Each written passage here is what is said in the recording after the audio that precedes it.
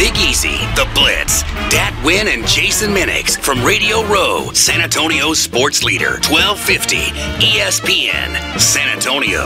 Why are we talking about Bunny Jill? Why are we talking about Bunny Jill on this show over here? Well, That's the question. Yeah, because we were all a little distracted. Yes, we were. And all out here, places like this, you can get a little distracted. That's why you love having a Super Bowl in a place like New Orleans, because it is dense enough that everybody gets to see everybody, so everybody indulge in the distractions. Absolutely. If you know what I mean. The distractions, just the visual distractions.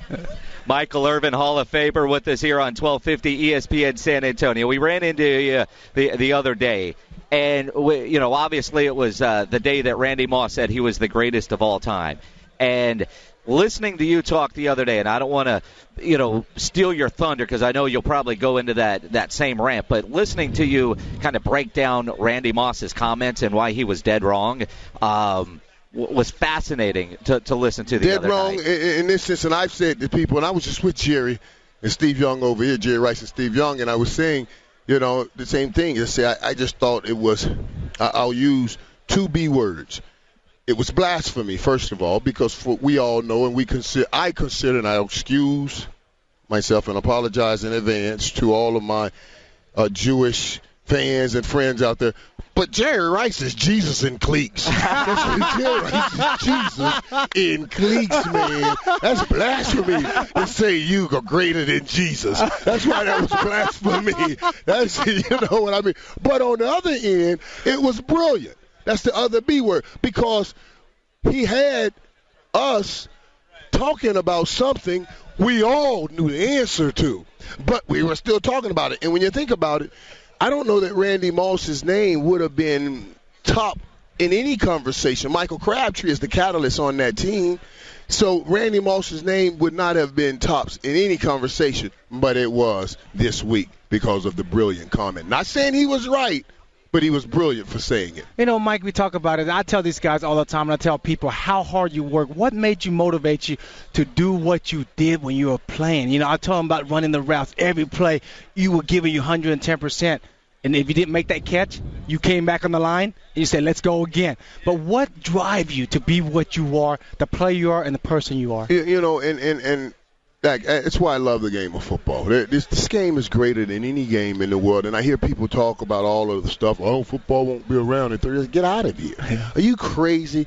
This game is not – it's not basketball where you watch LeBron James take the ball one rim, go all the way to the other, all by himself. A baseball with Barry Bonds, home run ring king, standing at that plate all by himself. Or even golf. Tiger just won, and he sits on that 18 all by himself doing it. In football, you won't do anything all by yourself. It is impossible to have success all by yourself. In life, it is impossible to have true success all by yourself. And the game helps us with life. So when people talk about games, it's not going anywhere, because people don't just watch for pleasure. We also watch for inspiration. I saw San Francisco down 17-0, but came back like a couple weeks ago. How many people are down in their own world, and they use that game as inspiration? Well, they did it. I can come back too in my own life. That's what makes this game so great. That's what drove me. Coming from a family of 17, understanding how you must always work together. That's what drove me. I had a responsibility to each teammate on that football field, and I don't care. Anyone can say anything, and maybe I haven't always made the right decisions in my youth, but you could never, ever find a coach or a teammate that I have played with that will tell you they know anybody that worked any harder than I did. And I'll put that up against anybody. I will put that up, and that's why, and I've won championships on every level. Yes. On every level. But I made that commitment to my teammates. So it is. I'm going to give it all each play. And that's how you win championships. It is simple. It's as simple as this. It's a promise made, one player to the other. I will get my job done today, and you get your job done. If everybody makes that promise and hold on to it, we'll walk out in the end. We'll win, and we'll be king with the ring. Hall of Famer Michael Irvin preaching here on 1250 ESPN Just give me San Antonio. started with blasphemy. Well, Put you in the spiritual sense early. Blasphemy in Jesus and cleats. Come on, Mike. You talk about. I mean, you were on a 1-15 team and got 3 rings. And then you look at the And that's Dallas. the beauty of it. Don't run by that. There's the beauty of it right there. Process brings about something beautiful that people don't want to go through. And, in order to get something great, you got to go through something great. To be the greatest player, what Jerry Rice is, you know the kind of work Jerry Rice put in is legendary. He's a great player, but he put in great work. Everybody wants the glory without writing the story. That's why we don't want to work. We just want to show up and say glory time. But it doesn't work that way, man. Process. That's what's process. That's what made us successful over a longer period of time, is that we failed first together. So when we rose up together and we started doing well, everybody remembered we're the same people that were getting our heads kicked in. Don't you get too high. Don't you think you're too great. So we were always able to stay as a family, and we never let it diminish down to just a team. You're talking about process. Jason Garrett, number one word is process. What Jason is doing in Dallas and what Jerry is doing in Dallas, as you know, we all know from afar, is Jason going to be the head coach at the Dallas Cowboys, and will he have success? I think Jason's moving this team in the right direction. I mean, last couple of years, they've been playing for the NFC Championship Division title. Now, that's the first step. Yes. So now you got to get over that hump. And in order to do that, let's be real, there are other players that has to develop and come around, and I think we're starting to see that with Dez Bryant. This team, love Miles Austin, great guy, great, and Felix Jones, they're great. But those were the main starters on that team.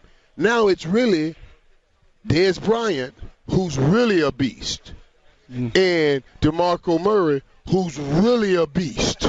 These are 2 real beasts right here. So we just need to have those guys consistently show up together on the field, and then get us some line play, and then you got a chance at something, because now you're not asking Tony Romo to do too much, because that's where we get in trouble, when we're asking Tony Romo to do too much. Hall of Famer Michael Irvin with us here on 1250 ESPN San Antonio, and you talk about that, Mike, and I think about the San Francisco 49ers. Growing up a Cowboy fan, there's a lot of teams as a Cowboy fan you hate. Everybody in the division, Pittsburgh Steelers and the San Francisco 49ers, and you think about all those, great battles in the 90s that you guys had with them. Watching them get back last year to the NFC Championship game, this year they're here. As a Cowboy fan, you want that so bad. Is some of the changes Jerry's making right now maybe knee-jerk reaction, seeing how San Francisco went for so long without a playoff berth to going to NFC Championship games in back-to-back years? Well, when some of the decisions like letting go to Rob Ryan, bringing in the Monty Kiffins and all of them, I hope it's not the knee-jerk. I suspect this is more strategically placing your team in a situation to try to get wins and understanding what's happening in your division. You understand the great ones, coaches, GMs, all of the great ones, they draft and take players, take coaches for the division. And when you look inside the East Division, let's go inside. You have RG3 running that read option. You got Brian Kelly going over to Philadelphia. What is he going to run? Some similar kind of offense, hurry-up offense, And so now I want to put more guys up on that line of scrimmage and continue to stretch that thing out. Jerry's going to a 4-3, bringing Monty Kiffin, who ran the two-buck system. What is it? I put my corners on the line now. I got 4 defensive linemen on the line. I can try to play some assignment football. On this option, I can say, hey, you get the back, you come up in, you hit the quarterback no matter what, and I got the corner who's jamming that line of scrimmage on the line of scrimmage. You got to get off that block and get to that pitch man. Let's make them pitch. You see what I mean? So it's strategic football in it. I know since the guy's a pretty old guy, you start saying, what the hell is going on? You know what I mean? What the hell is going on? He's too old. Is he going to fall over and during the game right in the middle of the call? We hope that doesn't happen. We hope it doesn't happen. But I just see the strategic play that Jerry and those guys were trying to make when they made the change. Well, I'm not going to let you go without talking about the other 88 Okay, we get Drew Pearson's on our show once a week. Yeah, now Drew. you're on our show, Dez Bryant. What amazing half of the season. He's growing up. I think the process we talk about. Yep. How important is it for him this off season? Huge right here now, and I talk about this. My Bishop T.D. Jakes and I, we talk about it all the time, and especially when I first got saved and I would go into him, I said to him, he said, son, he would look at me over his glasses, he said, no, son, and he used football terminology to help me understand, even though I don't know how much football he really understands himself. He said, son, whenever you have a great journey, this is how he says, we have to make sure that we have small celebrations along the way. He said, now let me give you a football field. You got a football field.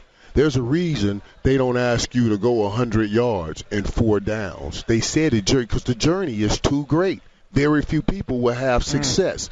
So they give you small celebrations along the way. We call these small celebrations first downs. You get enough of those small celebrations, and when you look back, you'll have a touchdown. So right now, where Dez is, he's done well. He came on. He started playing well, and he's just handling it well. After he makes a play, he's back on the bench preparing for the next play, because early on in his career, he would do that in the first half, make plays, and we didn't see him in the second half. So, now he's coming around the corner. So he is to be commended for what he's done so far. But it's just a few first downs. Yes. We are not at a touchdown yet. And this offseason is very crucial. But this I will say, as a leader of men, the one thing I've always known, when you want to lead men, you better find the hook. You better find that thing that is most important to him. That's the thing you can use to bring the best out of him, that hook. And football is most important to Dez. And now that he's seeing his importance to the team and to the city, hopefully that's the turn for him. We had a player, and I won't mention his name, he's a defensive back. I mean, this dude, one of the most gifted guys I've ever seen play the game. But just didn't play with heart all the time, and he got beat. And we would get all on, come on, man, let's go, come on. And I couldn't figure it out, just couldn't get him going. So I said to myself, all right. I called him. I said, hey, dog, what's up, man? I'm in the neighborhood, man. I'm going to stop by because I got to try to find a hook. Yeah. I got to find a hook. I got to need a hook. I stopped by his house, man. He said, man, want some eat, Michael, man? The whole while I was there, he was holding his little girl. Let's just say her name is Brittany. He had Brittany. He said, yo, Mike, talk to me, but bring Brittany. He just kept leaving. I said, okay. He said, man, Mike, I said, I'm good, man. I said, that's all I need to see. I'm gone now, man, because I got my hook. I got my hook. I walked out, man. We had the game, the next game back, man. Dude getting killed. Everybody, all of them, I just walked by. I just said, hey, man, listen, don't you think Brittany deserves better than this? Woo!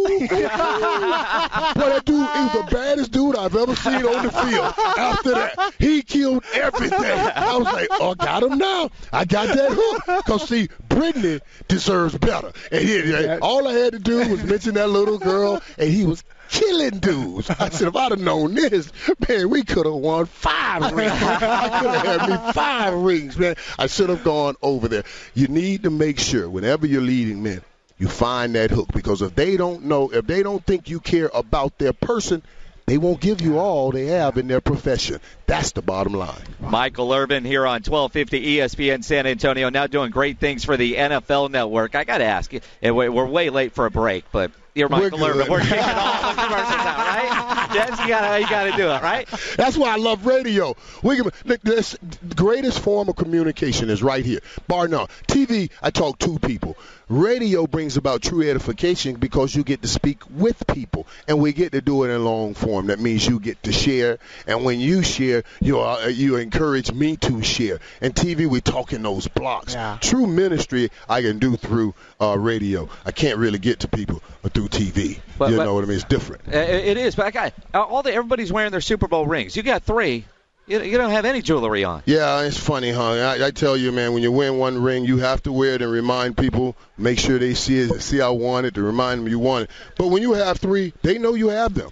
That's why I don't need to wear them. They know you have them. I don't need to wear them. So I just leave it off. I was like, hey, man, there's no need of me going through this, picking and choosing. They know I have them out there. I just walk into place. Let me just walk in. That's how that works. That is awesome. Michael Irvin, we do have to pay the bills, man. Let's pay some bills. I understand. Yeah. I appreciate you coming by. Thank you, guys, man. I would never, anytime Dad needs me, you guys just call. I'm always here.